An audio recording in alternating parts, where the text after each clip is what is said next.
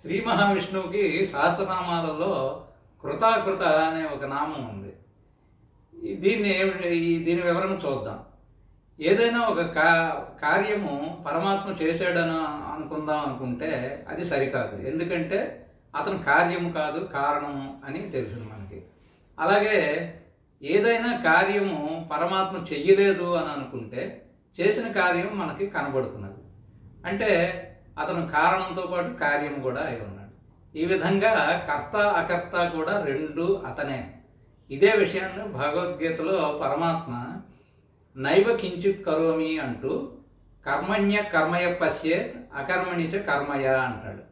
అంటే కర్మలో అకర్మ భావన, అకర్మలో కర్మభావన రెండూ కూడా నేనే అని అంటాడు. అటువంటి పరమాత్మని కృతాకృత అని అంటారు. ఈ విధంగా ఆ నామం కృతాకృత అన్న నామము సార్థకమైంది. ఇది ఒక అద్భుతమైన కర్మయోగ రహస్యాన్ని తెలిపే నామం. స్వస్తి.